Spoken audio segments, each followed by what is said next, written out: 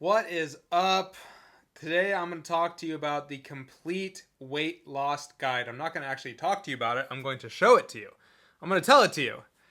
I'm going to outline what actually causes weight loss. And what actually causes weight loss is having perfect hair. Actually, no, it's not. It's calories in versus calories out. So, let's get into it. This is going to be a long one today. Settle in, grab some popcorn, grab some sugar-free gum, maybe some Halo Top ice cream, and let's get into it. Calorie deficit is the king. At the end of the day, you lose weight by consuming fewer calories than you burn. You are not special. As long as you are a human in or around the year 2025, actually, as long as you are a carbon-based life form around the year 2025, you have to adhere to calories in versus calories out. We all have to follow gravity. We all have to follow the first law of thermodynamics. Get into more of that later. But all successful diets rely on this principle. It doesn't matter if they cut carbs, fats, hopefully they don't cut protein, or if they use point systems. Whatever they're doing, they're tricking you into creating an energy deficit. So, for example, a nutrition professor famously lost 27 pounds in 10 weeks eating only Twinkies and junk food by strictly limiting calories, proving that, in fact, it is the calorie deficit that drives weight loss. Now, should you do this Twinkie diet? Obviously, no. You should not. It's unhealthy. He probably lost muscle. He probably was hungry. He probably had terrible workouts if he was doing them. But the point still stands. All that matters for weight loss is the calorie deficit. Do other things matter for other reasons? Yes, of course. Okay, all diets are tricks. I already talked about that part. But let's, whether it's keto, okay, intermittent fasting, Weight Watchers, paleo, vegan, they all work by subtly helping you eat less. Keto cuts out an entire food group, which is carbs, so you naturally consume fewer calories. Weight Watchers uses points to nudge you towards smaller portions. Intermittent fasting shortens your eating window, so there's less time to overeat. All these methods differ, but the outcome is the same. Eating fewer calories than your body needs, forcing it to tap into stored fat for energy. Okay, you cannot outrun a bad diet. Exercise is fantastic for health, but relying on it alone is a tough way to lose weight. It's rare to lose weight on an exercise-only plan because it takes a lot of activity to burn off significant calories. So, for example, an hour of running might burn you like 500 calories, and then you can just eat back those calories in pizza, or, my favorite, peanut butter in like a minute, right? So, in short, fat loss is 80 to 90% about nutrition, okay? As experts say, that you cannot outrun a bad diet, okay? A poor diet will wipe out the calories burned from even intense workouts. So always address your food intake first. Thermodynamics always wins. Some fad diets claim that calories don't matter if you eat certain foods or at certain times, but this is misleading. Again, the first law of thermodynamics, which is energy balance, still applies to our bodies. If you're not losing weight, it means you're not consistently in a calorie deficit. Okay? Bottom line, this is often due to untracked snacks, larger portions than realized, or cheat calories sneaking in. I even heard a story of one couple, they had a diet that they had to eat every day. So every day they followed the diet, and then they would wake up at night at like midnight or whatever and eat other foods because it wasn't during the day. Obviously, they didn't lose weight. So no special food or supplement can override overeating. The good news is that you don't need to cut out all bad foods. You just need to consistently take in less energy than you expend in a way that you can sustain. Next, to track or not to track. Calorie tracking versus intuitive eating. Tracking as a tool. Logging your food intake using apps like MyFitnessPal, Lose It, Chronometer, whatever, can be extremely educational, especially in the beginning. It increases awareness of portion sizes and reveals where extra calories creep in. Tracking also ensures that you're getting enough protein and not overeating without realizing it. Research shows that even without a specific diet plan, people who diligently track calories and macros tend to lose weight. Think of tracking as training wheels that teach you about your nutrition habits. Sometimes people will track for weeks or months and then go back to intuitive eating. And after a period of tracking, you can kind of get almost laser eyes where you can kind of look at a food and you're like, oh, that's maybe 4 to 6 ounces of chicken breast. It's like 26, 30 grams of protein. Like that's half a cup of oatmeal. It's, 150 calories, etc. Okay. The downsides of tracking. Counting calories or macros every day can become tedious and mentally exhausting for some people. If you're a machine robot like me, just keep doing it. Anyways, most people won't stick to weighing every almond long term, and that's okay. And I will say, you don't need to weigh out every almond. I have done that. I have had my fair share of counting out my 17 almonds, but not necessary. You just want to get in the ballpark of calories and your macros, especially protein. Also, you don't need to log every vegetable. You don't need to weigh your vegetable, like whether you have 20 or 30 calories from broccoli or like 50 or 60 calories from a spinach salad, doesn't matter. So just do this within reason. Even I'm like really methodical with my stuff and I don't weigh out. I mean, I weigh out, protein, chicken, potatoes, the big stuff, but certainly not broccoli or salad. So it's easy to burn out if you approach tracking with extreme perfectionism. Okay. Some people also find that obsessively tracking numbers takes the joy out of eating or triggers anxiety. So if you have a history of disordered eating or you find that tracking triggers you, it may not be the best method for you. Remember, consistency matters more than precision. A plan you can adhere to beats a perfect plan that you quit. Because then it wasn't perfect, right? If you quit it. Okay, intuitive eating and portion control. You can lose weight without tracking by focusing on habits and listening to your body. Strategies include filling your plate with mostly whole foods, using smaller plates, which I think is a funny one, eating slowly and mindfully, and stopping when satisfied, so when you're not stuffed. Emphasize protein and veggies at every meal, watch high-calorie condiments and snacks, and limit liquid calories. Those last two are huge. Limiting liquid calories. I'll talk later about ways to do that. Basically, just replace all your liquid calories with non-liquid calories. Easy swap. Like, just don't drink don't drink soda. Drink diet soda instead. And then same with dressings. Just replace all your high-fat dressings with a low-calorie dressing, like Walden Farms creamy bacon, which is what I eat when I'm dieting.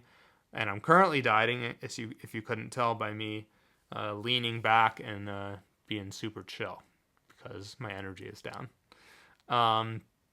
Okay, many successful dieters, I digress. Or as Ali G says, I digest. Many successful dieters use a hybrid approach. They might track for a few weeks to educate themselves and then transition to a more intuitive approach once they understand proper portions. Okay, find what fits your personality. There's no one size fits all.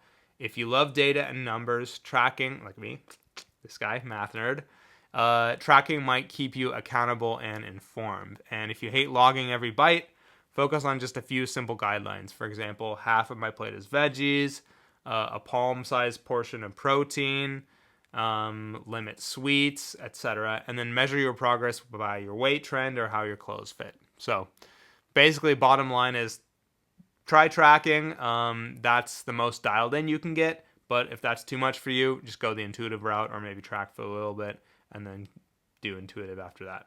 The key here is being honest with yourself. Know thyself. If progress stalls, you may need to tighten up portion sizes or monitor your intake more closely. So choose the least restrictive method that still produces results for you. Again, the best diet is the one you can stick to. Food choices and satiety. Quality matters. Not all calories fill you up the same. 200 calories of cookies versus 200 calories of chicken and broccoli will affect your fullness very differently. Whole unprocessed foods are typically higher in volume, water, and fiber. It doesn't mean they scream louder when you eat them. Water and fiber is the volume we're talking about. And then they take longer to digest, keeping you fuller longer per calorie. So, for instance, an entire pound of spinach has about the same calories as a single Oreo. Obviously, the spinach salad is going to be far more filling. So, if you're smart, you should choose foods that let you eat a satisfying portion without blowing your calorie budget. So this makes sticking to a deficit much easier. A calorie deficit, that is. Vegetables are my number one diet hack and are the MVP for volume. Okay, veggies are a weight loss powerhouse. Look at my eyebrows. Eyebrows are out of control.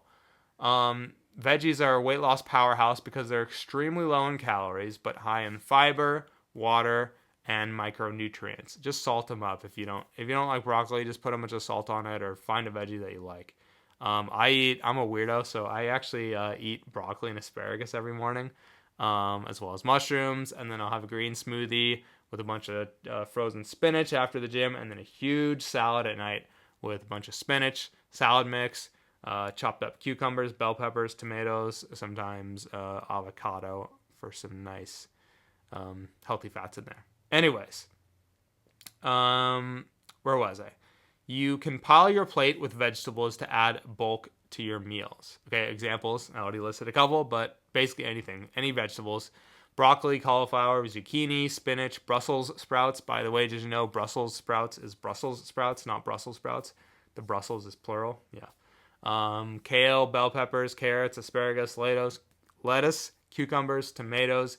Take your pick. They're all great. Can you imagine getting fat on broccoli? Impossible. You'd have to stop eating. So veggies help you stay full and curb hunger pains for very few calories. So make this a rule. Include at least one big servings of vegetables with as many meals as possible. Excuse me. I would not eat vegetables right before your workout. That's not the fuel you need before a workout. Anyways, pro tip, start your lunch or dinner with a salad or vegetable soup to take the edge off your hunger. Next, lean protein at every meal. Protein is not only crucial for muscle maintenance and muscle growth, it is also the most satiating macronutrient, the most filling. Also, protein has a slightly higher thermic effect of food than the other macros. Maybe a little known fact there. So protein has 4 calories per gram. Carbohydrates also 4 calories per gram. Fat has 9. But protein, when you digest it, it burns a little bit more calories, just a little bit, than fats or carbs. So protein actually has like a little bit less than 4 calories per gram if you take into account the thermic effect of digesting it. Takes your body work to digest it. All right.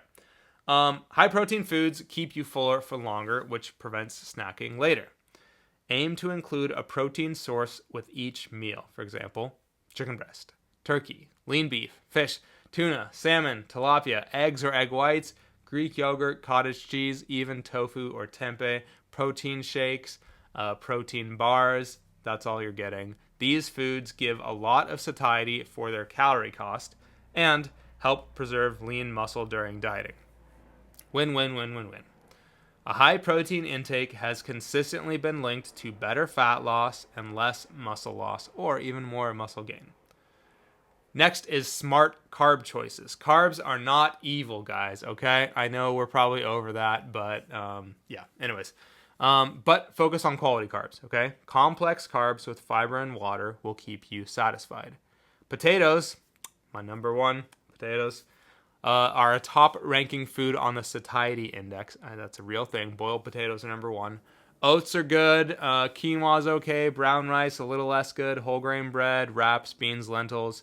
Those ones are fine. Fruits, especially apples and berries, are high in fiber. Those are all excellent choices. My number ones are potatoes, apples, and berries. I think you can't get much more filling than that. And boiled potatoes, extremely filling per calorie. Something like white rice or brown rice, a little easier to overeat. Oats are fine, but not as filling as potatoes. But oats are still pretty good. So you don't have to avoid rice or bread entirely. Just be mindful that they're less filling for the calories than something like potatoes. Did I mention I like potatoes? So portion those things reasonably. Rice. I just don't even eat rice when I'm cutting. It's just, my carb sources are almost entirely potatoes, apples, and frozen berries. And then I'll have oats every now and then. And some bananas post-workout sometimes. But again, I digress. Including fruit daily. Fruits, again, like berries, apples, oranges, peaches, etc., satisfy sweet cravings with fiber and nutrients. Fruits, as I say, are nature's candy. Why? You don't need regular candy. You can just have apples and berries. And seriously, man, that sounds tasty right now because I'm hungry. A bowl of frozen blueberries is 70 calories, 1 cup. And it's just so delicious. Put it with some Greek yogurt. All right. Bananas and grapes are fine too, but are a little more calorie dense per gram. Still fine in moderation. I tend to limit bananas when I'm cutting because, again, they're not as filling. But I do often I'll buy like 2 bananas a week and put half a banana in one of my post-workout shakes 4 times a week. So a little bit of banana is good, but yeah, apples and the other berries are more filling. Okay, so all fruits can fit. Just watch juice or dried fruit portions. I would just not eat those. Juice is not really a diet food unless you're in the middle of a workout. You want some intra-workout carbs. Dried fruit is just, I don't know, only good on the go or for hikes. It's just not as filling as actual whole fresh fruit. They don't have as much fiber, and they have, all the sugar. So healthy fats. Healthy fats are necessary but calorie dense. Okay, so dietary fat is essential for hormone production, vitamin absorption, satiety, and just not hating your life. But remember that fats have 9 calories per gram, which is more than double protein or carbs. Some math for you. Healthy fat sources include avocados, my number one. Nuts and nut butters, except peanut butter. Peanut butter sucks. I'm kind of joking, kind of not. Maybe I'll talk about peanut butter. Well, I'll just talk about peanut butter right now. Peanut butter is okay. It's quote unquote healthy, but it's super easy to overeat. It's not even a good protein source. It's like 8 grams of protein per serving, which is like 180 calories. And the protein that it has isn't even high quality. Mike Israel has a video about protein sources quality, like the quality of different protein sources, and peanut butter is super low on the list. So I go for avocados, almonds, eggs, salmon. Get some protein in with your fats. Those are my main ones that I do. And Quest bars. Quest bars have a little bit of fat in them as well. So yeah, fatty fish, salmon, sardines. These bring a lot of nutrition and can help keep you full, but it's easy to go overboard on these, especially peanut butter. Measure high fat foods rather than free pouring. Okay, so if you're eating peanut butter, I would recommend measuring it out, or just don't eat peanut butter. Just leave it in the store. The store is a great place for peanut butter, guys. Just keep it there where it's happy. So, for instance, instead of snacking mindlessly on a bag of almonds, which can be hundreds of calories, portion out a small handful. Again, you don't have to measure like crazy me, but just a small handful. 1 ounce is like 160 calories. Avocado is great, but just know that the whole thing is like 300 calories depending on the size. So maybe use half an avocado. I will usually put half I'll buy like 2 avocados a week and then put half in my salad 4 days a week. Super tasty with salad. Also nice with broccoli, with the morning broccoli. So you don't need to fear fats, just respect their calorie density. Okay. Beware calorie bomb foods disguised as healthy. Some foods have health benefits, but aren't very weight loss friendly in large amounts. Prime example is peanut butter again. Let's talk about peanut butter. It's got protein, kind of, and healthy fats, but it's also extremely calorie dense. So just 2 tablespoons of peanut butter, which is a serving, is 180 to 190 calories with only 7 or 8 grams of protein. And again, that protein is low quality because it comes from peanuts. Higher quality protein sources are like egg whites, eggs, any kind of meat, fish, stuff like that.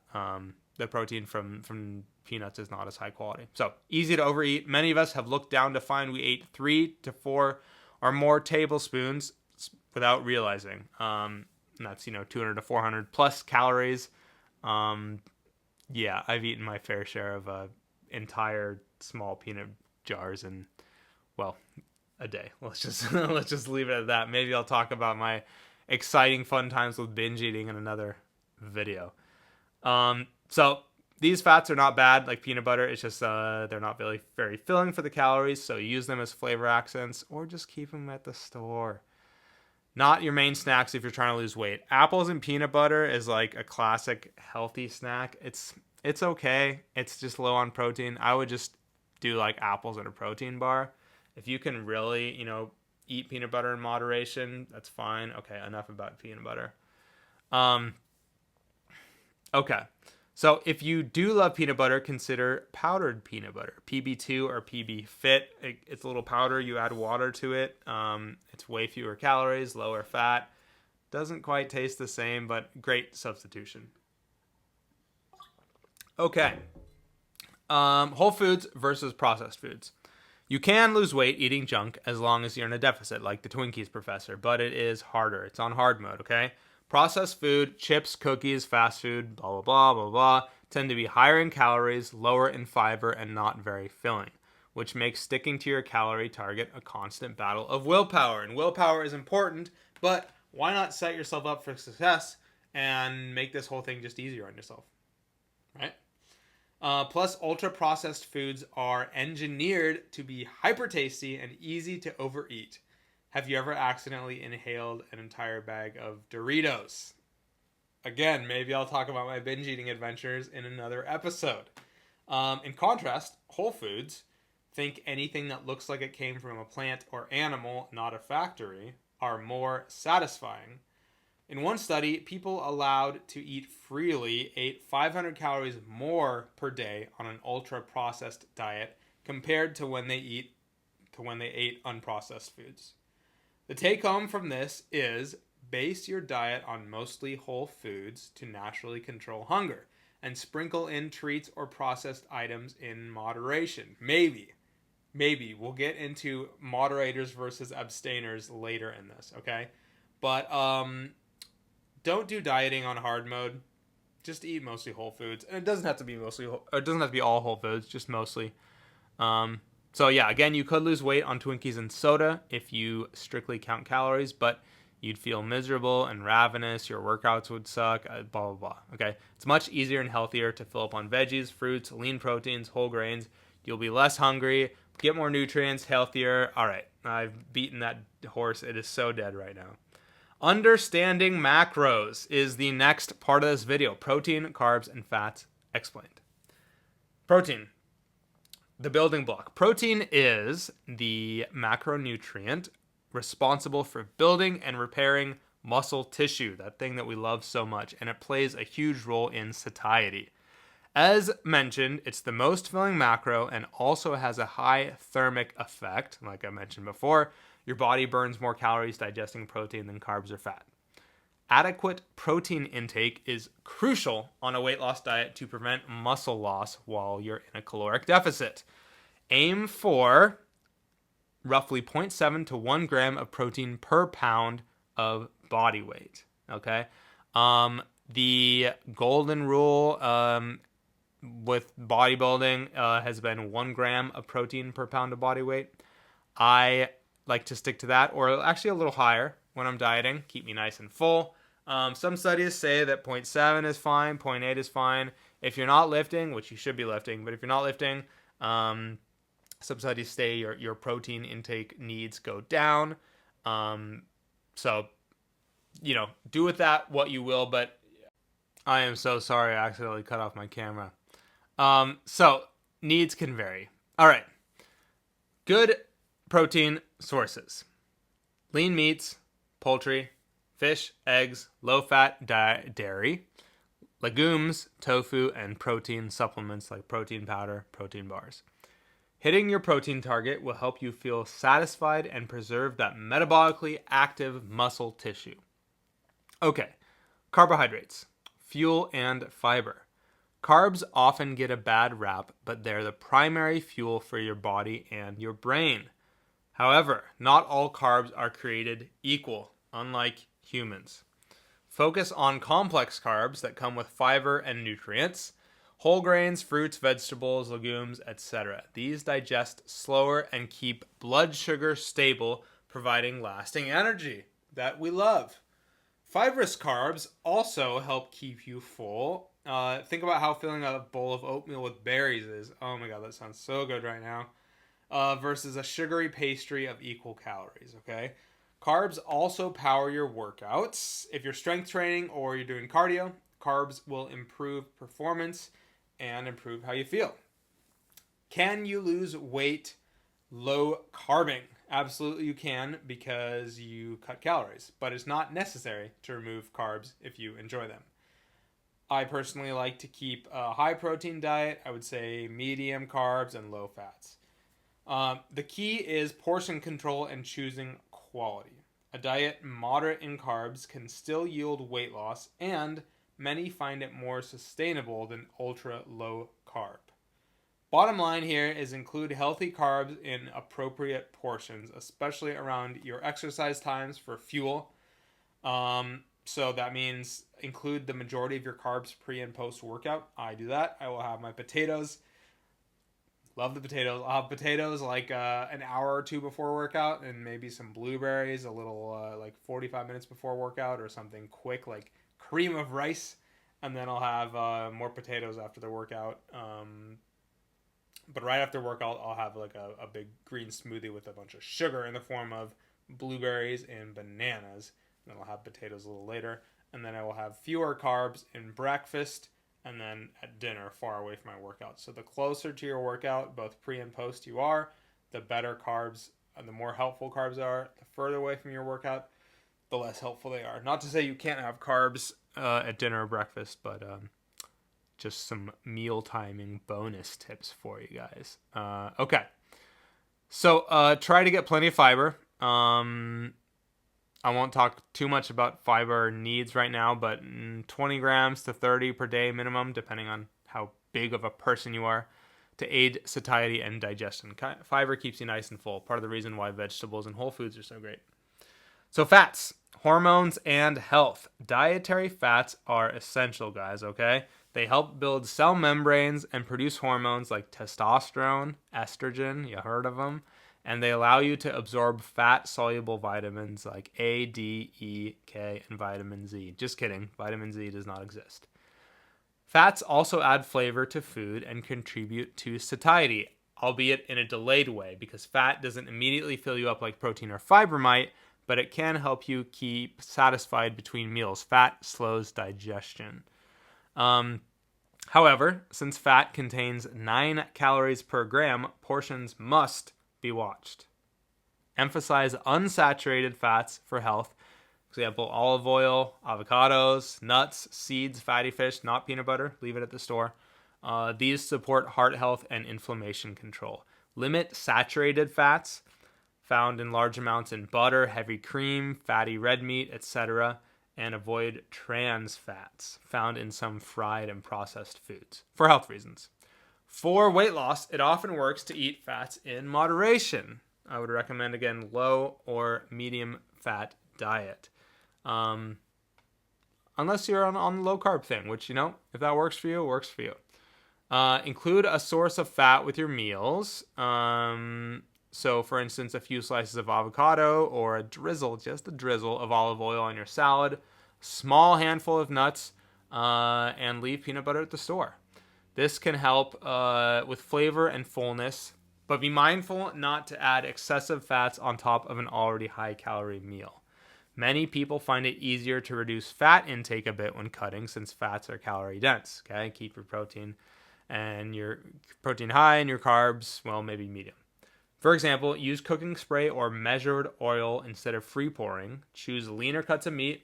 Easy decision there. Go for chicken breasts instead of chicken thighs. Go for low-fat ground turkey or ground beef, lean cuts of steak. It can save a lot of calories while still keeping some fat in your diet.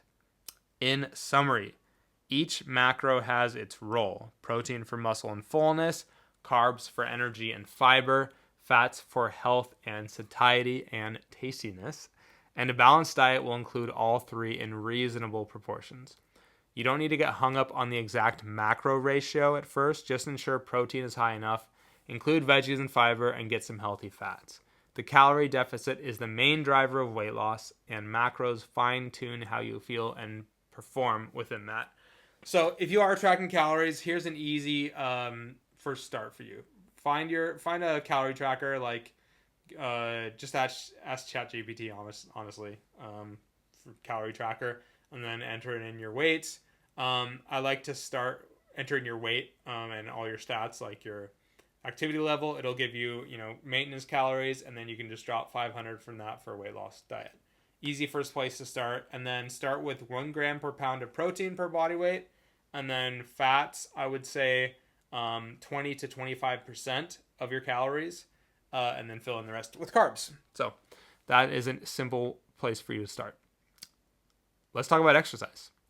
Cardio versus strength training. Do you need exercise to lose weight? The answer is no, but you still should exercise. So diet does the heavy lifting, fat loss wise. As established earlier in this ginormous video, you will lose fat in the kitchen, okay?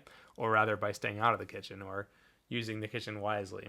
An hour of cardio might only burn a few hundred calories, which again can be undone by a couple slices of pizza. So, if forced to choose, prioritize fixing your diet over doing tons of exercise.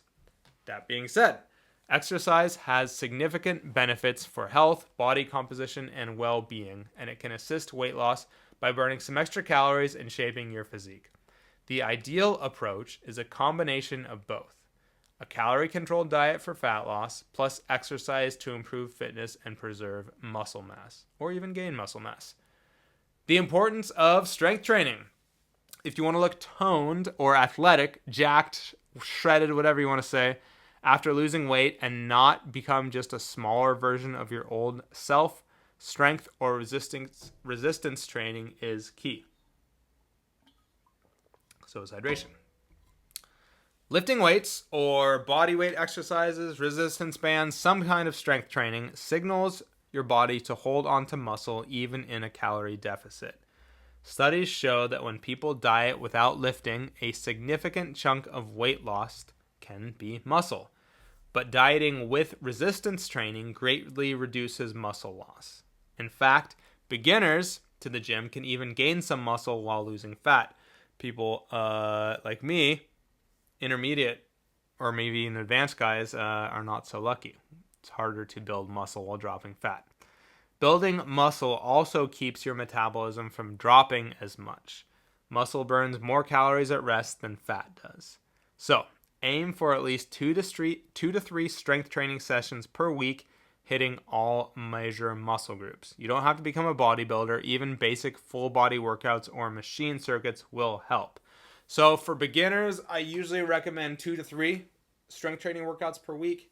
For intermediates, somewhere between 3 to 5 is usually good. And then for advanced guys, we're usually talking 5 or 6, maybe even more. So if you are a beginner, there's no reason you need to do more than 3 per week. You could maybe do 4, but there are a bunch of reasons that you should stick to 2 or 3. The first being you just need to get in the habit of strength training. And also you can get a lot of bang for your buck with lower volume programs as a beginner because your muscles are not used to it. So even a low, relatively smaller stimulus can get you some great gains. Okay. So the goal here with strength training is to challenge your muscles so they have a reason to stick around during the calorie deficit.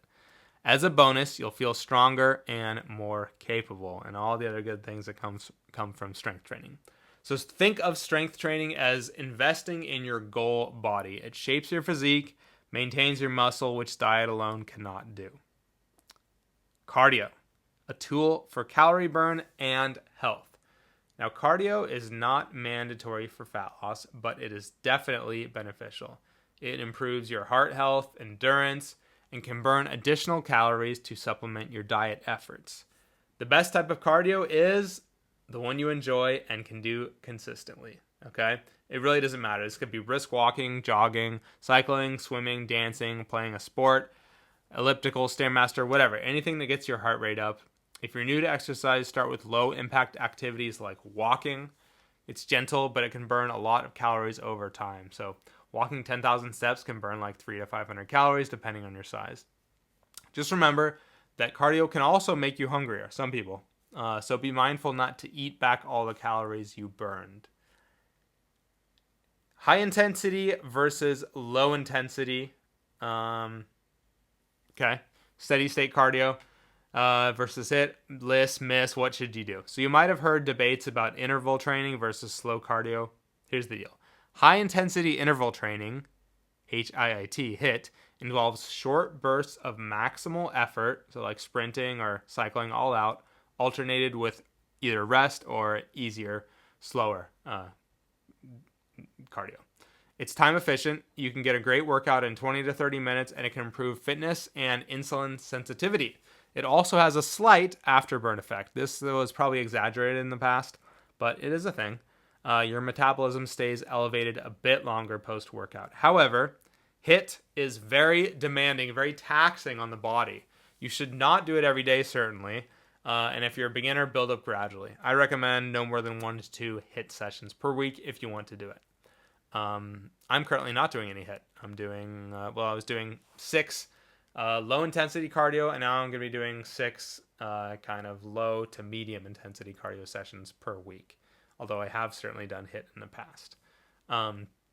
Okay, so low intensity, steady state. LISS, like walking, jogging, or light cycling at a constant, easy pace, is less intense, but it can be done for longer durations and more frequently. It burns calories primarily during the activity, has minimal afterburn like HIIT, but it's easier on your joints generally and easier on recovery. So, which is better? They both burn calories. If you're short on time and up for a challenge, 1 to 2 HIIT sessions a week can be great.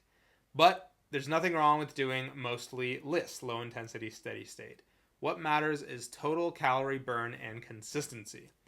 A lot of people find that they can accumulate more calories burned per week through lots of walking and moderate exercise because it doesn't completely wipe them out like HIIT would. You can also mix them. Okay, example, a couple of short HIIT workouts and a couple longer low intensity sessions each week. So yeah, find what works for you. Next, you can't choose where fat comes off. Quick note here, doing tons of ab exercises won't make belly fat vanish. I think most people know that by now, but in case you didn't, now you know. Doing ab workouts is great for strength, stability, core health, getting your abs to pop once you're lean, but it will do barely anything to lose weight because, strength training doesn't actually burn that many calories. So, fat loss doesn't work spot by spot. You cannot spot reduce your fat. Crunches build the muscle, but won't reveal your abs until your overall body fat comes down. Cardio will help burn fat from everywhere, and strength training will strengthen and shape the muscles under the fat. The combination of the two, along with proper diet, will eventually reveal a leaner, stronger body. Keep activity up in general. Neat. Very neat here. Apart from formal exercise, increasing your daily movement, non-exercise activity thermogenesis, NEAT, can significantly boost your calorie expenditure. This includes walking more throughout the day, taking the stairs, doing house chores, yard work, even fidgeting. Little things add up. For example, walking an extra 15 minutes during your lunch break or after breakfast, parking further away, or pacing during phone calls can burn a few hundred extra calories without feeling like a workout. I almost always take phone calls when I'm walking. 2 birds with 1 stone. When losing weight, try to avoid becoming too sedentary outside the gym. Some people subconsciously move less when dieting because of lower energy, but making a conscious effort to stay active will help your weight loss efforts. Next, healthy weight loss rate. How fast should you lose and why not to lose too fast? Quick tip, aim for 1 to 2 pounds per week. More if you're on the bigger side, like 250, 300 pounds, but 1 to 2 pounds per week is good. For a 200-pound person, 2 pounds is probably the highest I would go. and that's 1% of your body weight. 1 pound would be 0.5%. So basically, lose 0.5% to 1% of your body weight per week. This is a sustainable rate of weight loss, okay? It might sound slow, but it adds up to 50 to 100 pounds a year if consistently maintained, if you need to lose that much weight. Research and expert guidelines find that people who lose weight at a gradual, steady pace tend to have more success keeping it off long term. Rapid weight loss, crash diets, often lead to rapid regain and can take a toll on your health. Once again, I have plenty of experience with this. I'm going to have to do an episode on binge eating at some point. So, set realistic expectations. You didn't gain all this fat in a month, and you won't lose it that quickly either, at least not in a healthy way. Okay, why you shouldn't crash diet. Losing faster than about 2 pounds a week, or 1% of your body weight per week, can indicate that you're overly restricting calories. One exception to this can be the first couple weeks of a weight loss diet when you might drop water weight more quickly. You can lose maybe 3-4 pounds a week the first week or two, but that's probably not fat. It's probably water weight coming off from reduced carbs, reduced sodium. So extremely low calorie diets can backfire in several ways. You will likely feel fatigued, miserable, hungry all the time, and you will hate your life and you'll lose all your muscle. It makes it very hard to stick to these diets, okay? Moreover, you risk losing muscle, which in turn slows your metabolism and can make you look flabbier despite a lower scale weight. In fact, very aggressive diets cause your body to burn through muscle for energy. So your body goes into kind of survival mode, which lowers your metabolism, breaks down lean tissue, muscle, yeah, it's all bad. It's all bad stuff. Another issue here is nutrient deficiencies. Okay, with too few calories, you simply can't get all the vitamins, minerals, and fiber you need, or it's much harder to, leading to problems. For example, too little calcium can harm your bones, and for those losing large amounts rapidly, gallstones are a known risk. Luckily, I've never had to deal with those. But because rapid weight loss can disrupt the balance of bile salts and cholesterol in the gallbladder, sometimes gallstones occur.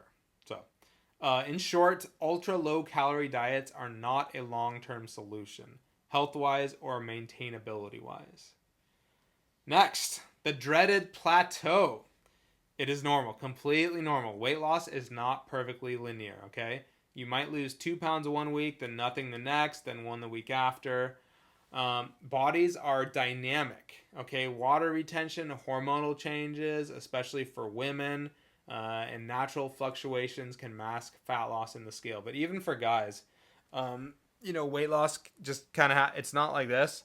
It's going to be like, some weeks, you'll lose 1 or 2 pounds. Some weeks you'll stay a little bit. And then after one day, just the whoosh effect happens and you lose like 2 pounds. So, if the scale hasn't moved in like 2 weeks, then you can revisit your plan.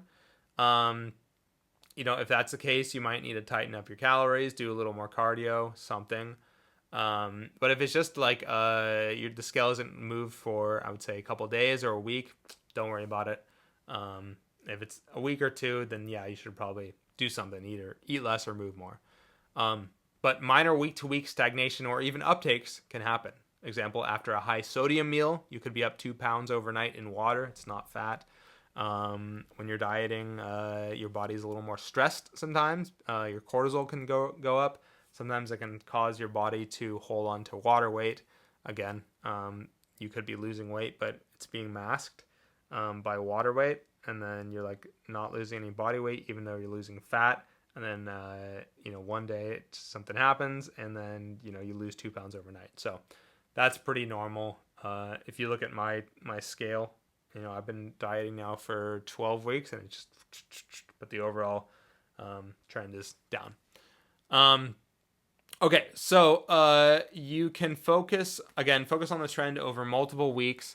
Or you can look at other progress indicators, measurements like waist circumference, etc., how clothes fit, progress pics, strength gains in the gym. Sometimes you're losing fat but gaining a bit of muscle, especially if you're new to training, so the scale moves slower. Like you're losing fat, but you're gaining muscle. So yeah, kind of evens out. But in that case, your body composition is improving, so that's a win. Set a realistic timeline. So often people ask, how long should my weight loss phase be? This depends on how much weight you have to lose, but a good guideline is to diet in finite phases rather than trying to diet nonstop indefinitely. A typical fat loss phase might be anywhere from 8 weeks to about 4 to 5 months, so 16 to 20 weeks, followed by a period of maintaining your weight.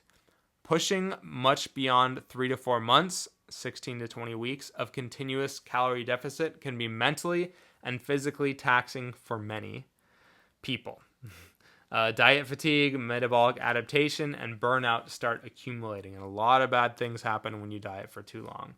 So it's often effective to break a large goal into blocks. So for example, lose weight for 12 weeks, then take a break at maintenance for a month or two, then resume if you have more to lose. Okay?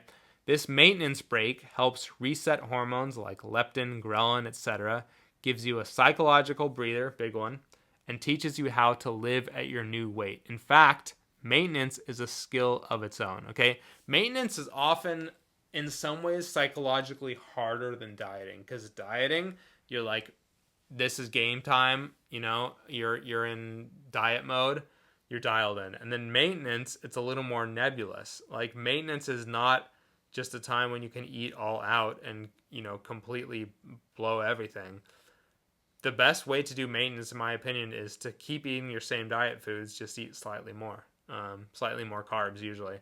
So when I do maintenance, I basically just eat the same stuff I was eating when I was dieting. I just eat more potatoes and more oats and a little more fats too. But yeah, maintenance is it's a good skill to have, because you're not trying to just lose this weight just to gain it all back, right?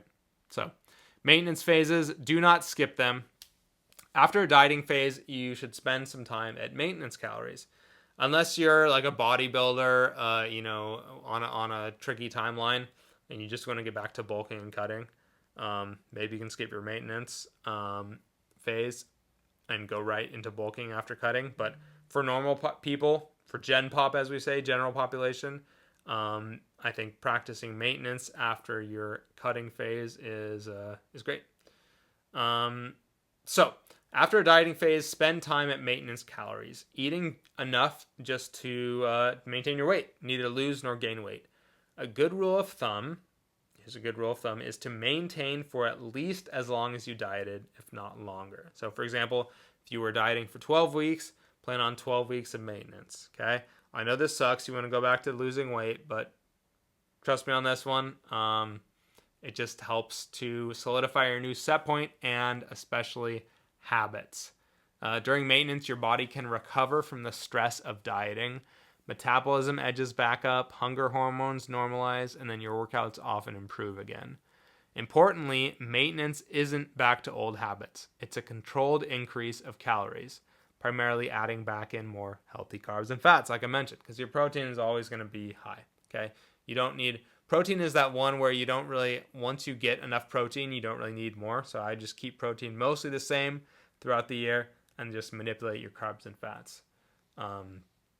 Okay, so a lot of people recommend increasing calories slowly. So like adding in 100 to 200 calories per week out of a deficit to avoid rapid fat regain. So essentially reverse the diet. It's actually called reverse diet. Remember, the goal is not just to lose weight, it's to keep it off. So, taking the time to solidify maintenance will greatly improve your long-term success. Okay, don't rush the process. It's understandable to want results fast, but patience truly pays off here. Losing weight too quickly often means unsustainable methods, which I know so much about. You'll abandon them, or losing weight too quickly can cause excessive muscle loss. Instead, adopt the mindset that you're making lasting lifestyle changes, okay? If you lose 1 pound per week consistently, that's a 52-pound loss in a year. Or say you only have 12 pounds to lose, that's 12 pounds in 3 months, which is great, okay? 16 pounds in 4 months, 20 pounds in 5 months. So by doing it moderately, you'll have built the habits to keep it off. And that's what we want, right? We don't just want to be shredded for a day. We want to be maybe not shredded for a lifetime, but we want to be at a healthy weight for a lifetime. So on the flip side, anyone can suffer for 2 weeks on a crash diet and drop a quick 10 pounds of water and muscle and some fat, yeah. But that usually ends up in a binge and net zero progress a month later. Or even worse, you're heavier than where you started. Trust the gradual process. Next section, moderation versus abstaining. Finding your strategy for treats. So, 2 personality types for dieting.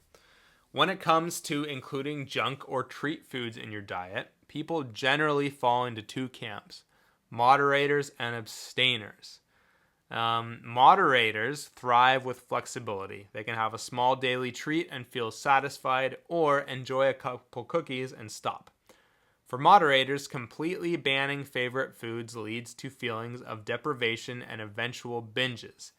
These people do best when they allow themselves indulgences in controlled portions. So like 1 glass of wine a few nights a week, a piece of chocolate every day. Abstainers, on the other hand, find that 1 is too many and 10 is never enough. So this one is me. If we have a taste of a trigger food, it turns into a full-blown cheat, or we just can't get it off our mind. So we prefer to cut out the tempting foods entirely, at least for a period, the dieting period, because it's easier for us to have none than to constantly resist the urge for more. Leave peanut butter at the store. So neither approach is right or wrong. Just find what works for you, okay? And some people can be moderators at some time and abstainers at other times. Just find what works for you and keeps you on track. Don't feel obligated to everything in moderation, okay? You'll often hear that phrase, but it might not apply equally to everyone. If allowing a little bit of dessert each night keeps you happy and prevents overeating, fantastic. You're likely a moderator. But if that little bit just whets your appetite and you find yourself obsessing or repeatedly overeating, it might be better to be an abstainer with that particular food. Cut it out entirely for a while. For example, some people can keep a tub of ice cream in the freezer and eat 1 scoop occasionally. Others, like me, might annihilate the whole pint in 1 sitting. Know thyself. It is totally okay to say, I just won't keep X food in the house while I'm dieting because I have trouble controlling it. This isn't forever, okay? You can always reintroduce it during maintenance. I would recommend reintroducing it deep into maintenance, not immediately after maintenance, or not immediately when you start maintenance, because immediately after the diet ends, you're still going to be ravenous, and then you might overeat stuff. So let like a month go by, let the diet fatigue kind of normalize and go away, and then you can reintroduce the tasty foods. Okay. There's no one size fits all. Do what works for you. The main point of this is do not let anyone shame you either way. If your friend swears by daily small treats, but you find that derails you, you're not weak. You might just need a different strategy. Or vice versa. If a trainer preaches that you must give up all junk, but you find that makes you miserable and you binge on day 10, then include sensible indulgences. The best diet is the one you can stick to. Adhering perfectly to a super strict diet for 2 weeks, then quitting, is far worse than sticking to an 80-20 balanced approach for months. So whether you moderate or abstain, the end goal is the same: a sustainable calorie deficit and a healthy relationship with food. Over time, you can experiment and even change. Some former abstainers learn moderation skills, and some moderators decide that certain trigger foods just aren't worth it. So find your personal balance between enjoying life's treats and achieving your goals. Trigger foods and environment. So if you identify as an abstainer for certain foods, simply alter your environment to support you. Don't keep trigger foods in the house. Leave the peanut butter at the store, okay? Out of sight, out of mind. I switched it. You can still enjoy them occasionally by buying a single serving on a special occasion. Just go out instead. That's a good option. Have your ice cream out instead of keeping Gallet at home. If you're a moderator, you might keep pre-portioned treats or set rules. Like you'll only have dessert if you've hit your protein goal and eating your veggies that day. In either case, planning indulgences in advance rather than impulsively tends to work best. And If you slip up, don't beat yourself up. Get right back on track with the next meal. Long-term success comes from consistency, not perfection. Supplements and advanced tools. All right. Protein powder. So this is technically a food, but it's worth mentioning. Whey or plant-based protein powders can be a convenient way to boost your protein intake without taking in a lot of extra calories. They are not magic weight loss shakes, okay? Just high-quality protein sources. I personally like Optimum Nutrition Gold Standard. This is high-quality protein. A lot of people like this one. I use their whey. I'll have a scoop of whey in my post-workout smoothie every day. I also like their casein. I'll have it before bed sometimes. Whey is fast-acting. Casein is slow-acting. So it's a small thing, but whey is good for post-workout. Casein is good for before bed.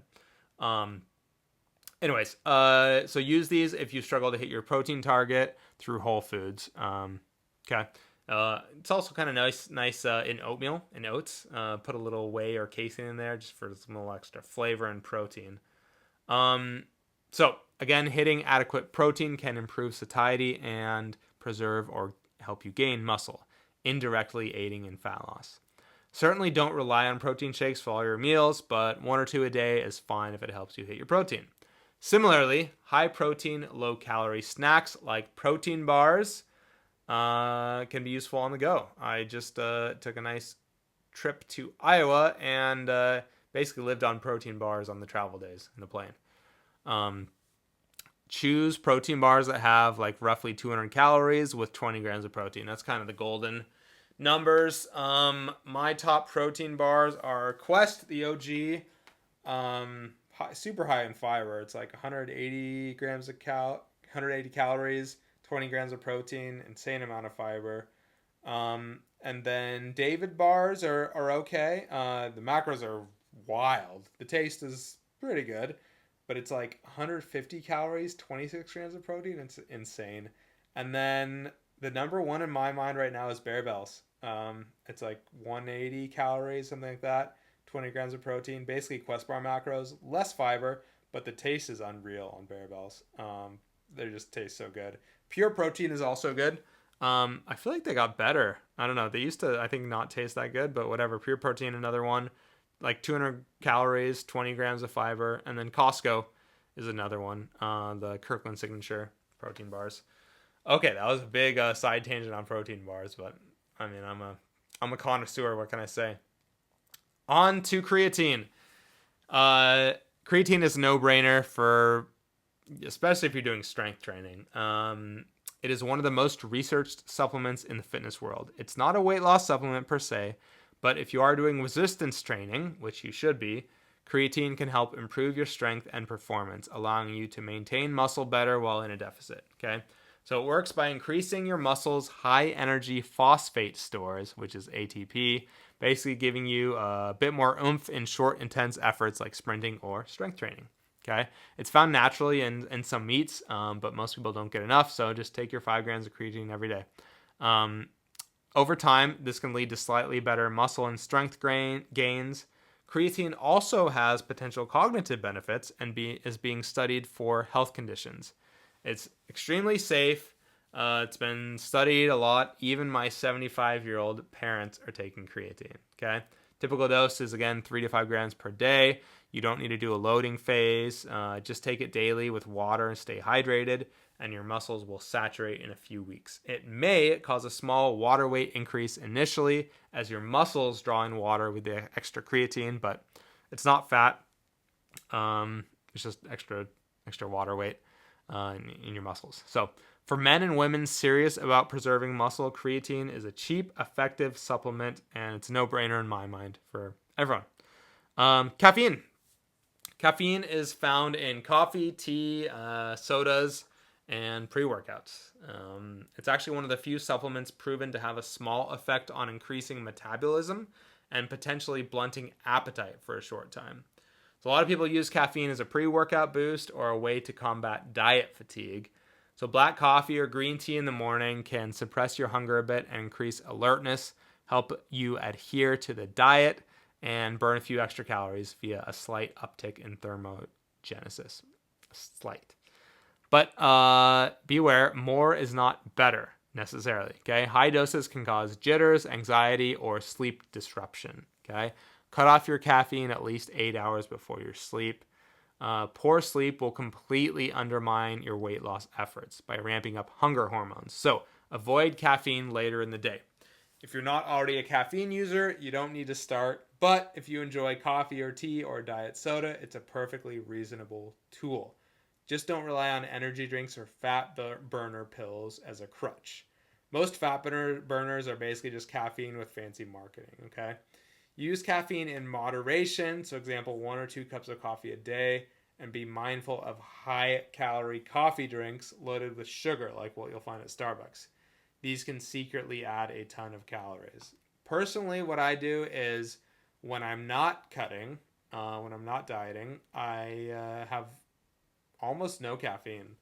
I don't do coffee or diet soda. But when I am cutting, when I am dieting, I do use caffeine. So I use it strategically.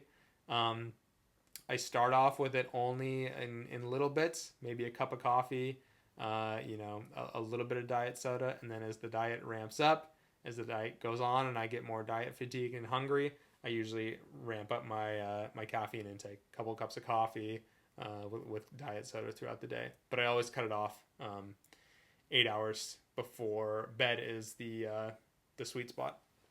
So yeah, that's caffeine. All right, GLP-1s. Let's talk about these. GLP-1 agonists. Examples: Ozempic and Wegovy are 2 well-known ones. These are a newer medical intervention for obesity. Okay, a class of prescription drugs called GLP-1 receptor agonists, like semaglutide.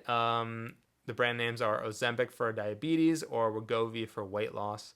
Liraglutide, tirzepatide, retatrutide, the newer ones.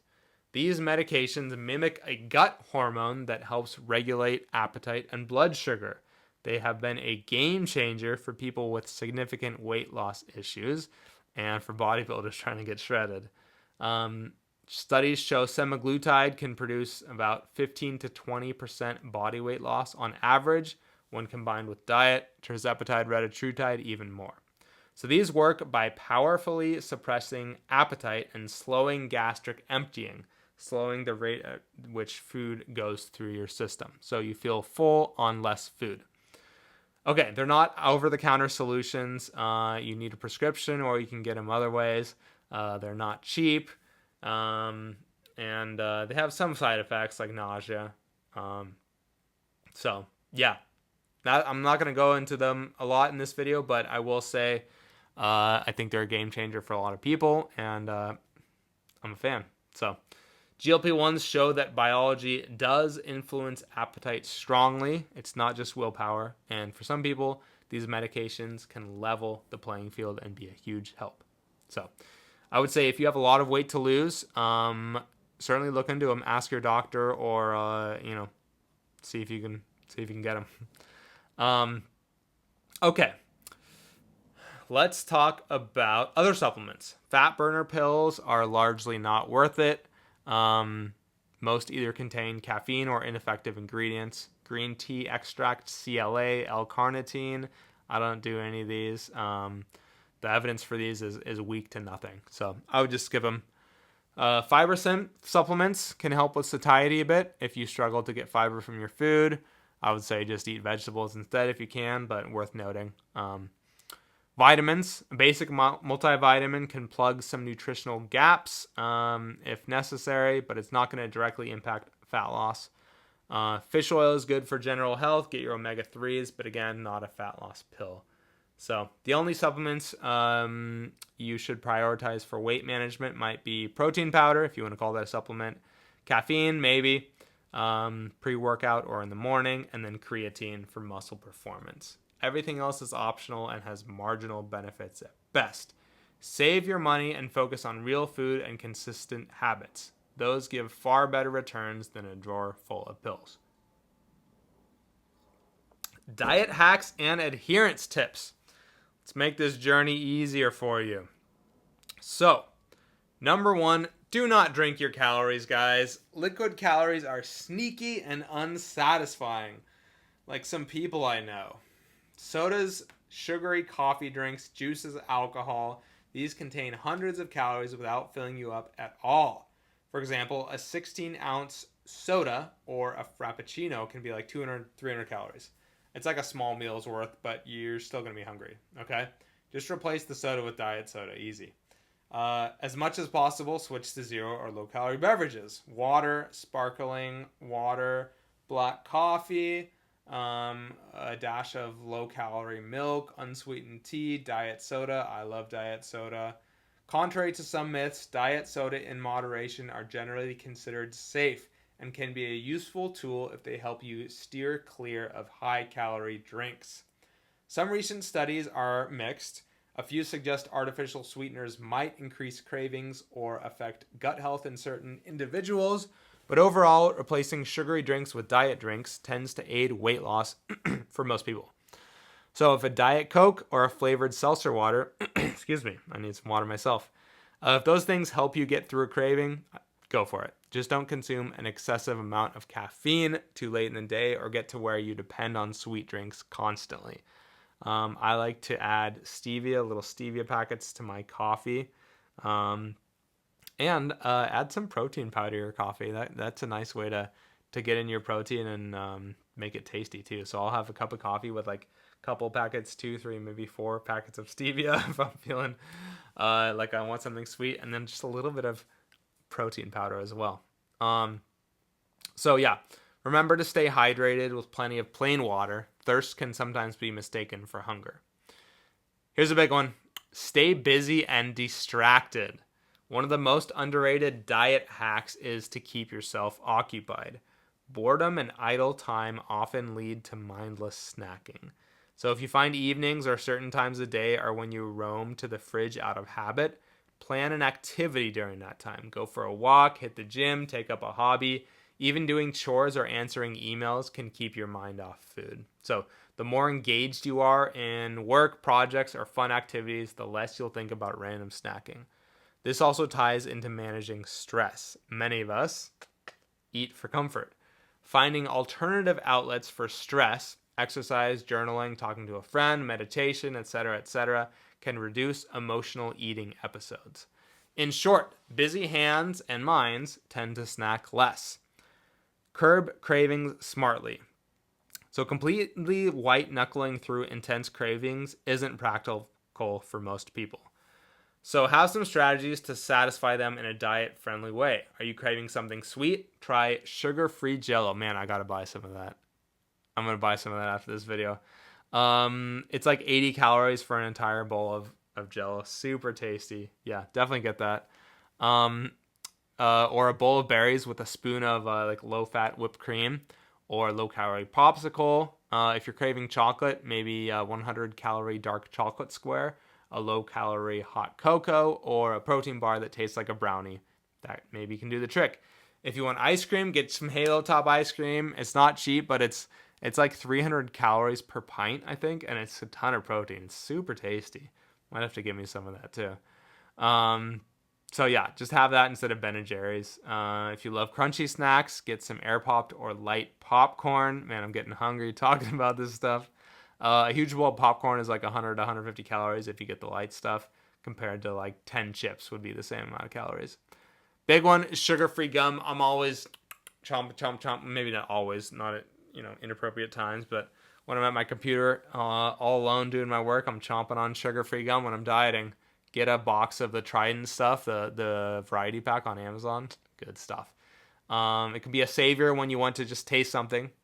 So chewing gum or sipping a 0-calorie drink can help beat the urge to munch, especially during your usual snack hours. So these healthy junk food alternatives will not make or break your diet, but they can make it way more enjoyable and sustainable by taking the edge off cravings while keeping you within your calorie goals.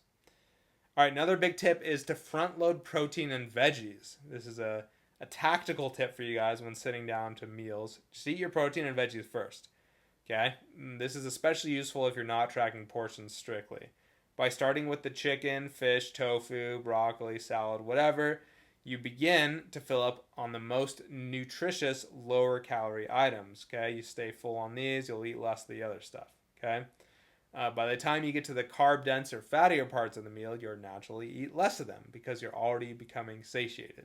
So, for example, if dinner is chicken, broccoli, and pasta, eat the chicken and broccoli, eat the chicken and broccoli first, and then see how much pasta you actually need to feel satisfied. Okay, often you're going to end up with smaller pasta in your mouth because the fiber and the protein have blunted your hunger. Another tip, so many tips for you guys. If you're at a restaurant and they bring bread or chips, it may help to hold off until you've eaten some protein veg from your entree. Or skip those freebies if they tend to ruin your calorie budget. It's unfortunate they bring out, bread or chips first instead of, chicken breast. That'd be sweet. All right, let's talk about intermittent fasting, IF. Use this if it suits you, okay? Intermittent fasting can be a useful structure for eating, though it's not a magic fat melting hack. You still have to comply with the laws of thermodynamics.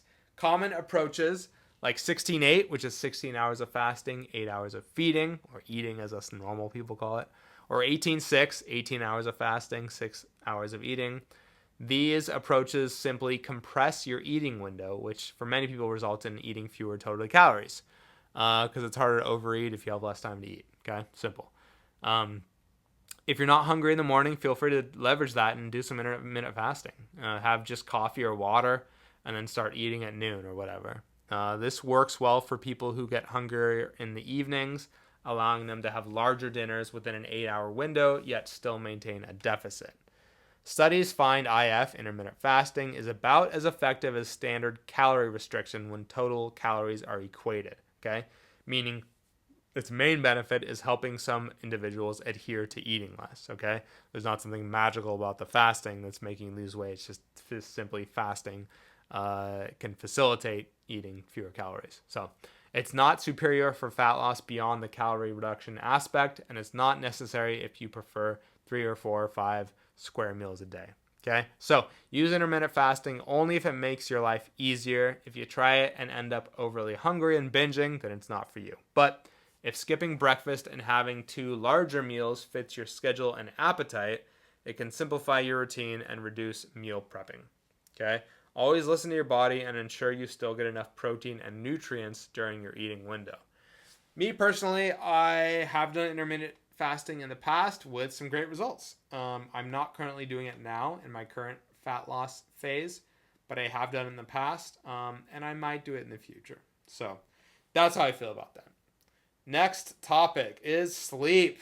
One of my favorite topics and things to do. Prioritize sleep, guys. This might not sound like a diet tip, but it is huge. Okay, getting sufficient quality sleep, like 7 to 9 hours for most adults, can dramatically impact your hunger, cravings, and energy levels, okay? When you are sleep deprived, your hunger hormone, which is ghrelin, okay? Easy way to remember this is ghrelin is growling, like your hunger is growling. That's ghrelin. That's your hunger hormone. So when you sleep less, ghrelin goes up, and your fullness hormone, which is leptin, so ghrelin is the opposite kind of leptin, your fullness hormone goes down, making you significantly hungrier. Have you ever noticed that after a bad night's sleep, you crave carbs and junk food? I have, certainly. I'm more drawn to comfort food when I have less sleep. Plus, you're more fatigued and more likely to skip workouts or move less, okay? Lack of sleep also increases the stress hormone, which is cortisol, which in excess can encourage the body to hold on to fat, particularly visceral fat. So, in short, sleep is fat loss's secret weapon. It keeps your hormones in check, your willpower refueled, and your recovery on point. Make sleep a priority. Set a consistent bedtime, create a relaxing pre-sleep routine, and manage caffeine use so it doesn't interfere with nighttime. You might find that with good sleep, sticking to your calorie goals becomes noticeably easier. Okay, plan and prep for success. Take a bit of time each week to plan your meals or at least think through your menu. When we decide meals on the fly while we're ravenous, we often make worse choices. It helps to meal prep a few healthy options or at least stock your fridge with go-to nutritious foods, okay? For example, cook a batch of chicken breasts or chili, chop veggies and fruits for snacks, portion out some Greek yogurt with berries and containers, whatever makes healthy choices convenient. Carry protein bars or fruit with you in case of hunger emergencies. If you know you'll have a social event or a big dinner coming up, you can also plan ahead. Maybe eat a lighter lunch with extra protein and veggies so you can save some calories for the event. Or if you want to enjoy dessert out, maybe just skip the bread basket and choose a lean protein entree, then have the treat. Planning means you stay in control. It reduces decision fatigue and reduces the likelihood of grabbing fast food because there was nothing else. Find low-calorie flavor and beverage hacks. One reason people struggle with diet food is they miss flavor. Invest in spices, herbs, hot sauces, mustards, and other low-calorie condiments to make your healthy meals exciting. Things like salsa, soy sauce, vinegar, lemon juice, calorie-free sweetener, cinnamon, etc. can transform a dish without adding much caloric load. I add salt to almost everything, well, where it makes sense. Salt and pepper on my eggs, on my potatoes, salt on my broccoli. Okay, I add seasoning salt as well to my potatoes. Just season everything. Cinnamon in your oats, low calorie dressing in your salads. Again, Walden Farms is my go-to. So yeah, beverages besides water and tea and coffee, you consider flavored sparkling waters or diet juices like Crystal Light, some Crystal Light powder. If you miss calories or alcohol, there are low-calorie options like vodka soda is about 100 calories. But just know that alcohol can lower your inhibitions and make you eat more. So be careful. Often it's best to limit alcohol while cutting weight. Okay, maybe drink 1 or 2 drinks on occasion because your body prioritizes burning off alcohol over burning fat. But a 0-calorie mocktail or sparkling water with lime can at least give you something to sip socially. Keep your mindset. Consistency over perfection. This is a big one. There will be days you go over your calories, or you skip a workout, or the scale spikes up inexplicably. This is normal. Okay? The real secret of those who succeed is that they don't throw in the towel when things go off plan. Huge. Okay? Did you have a big slice of cake at an office party? You enjoyed it? Great. Now make your next meal lighter and move on. Or don't make your next meal lighter. Just move on. Didn't lose any weight this week? It's fine. Review your adherence, make a small tweak, and stay the course. Progress is never destroyed by one meal or one day. It's the trend that matters. What can derail progress is the screw it mentality after a slip. So for example, you ate something bad, so you figure the whole day or week is lost and you keep binging. Fight that all or nothing feeling. One strategy is if you overeat, consider balancing it out by reducing a few calories the next few days or adding a bit more activity, not as punishment, but as course correction. But often, it's best to simply resume normal healthy eating and not overreact, okay? Just start again the next day. It's all good. Remember, this is a long game.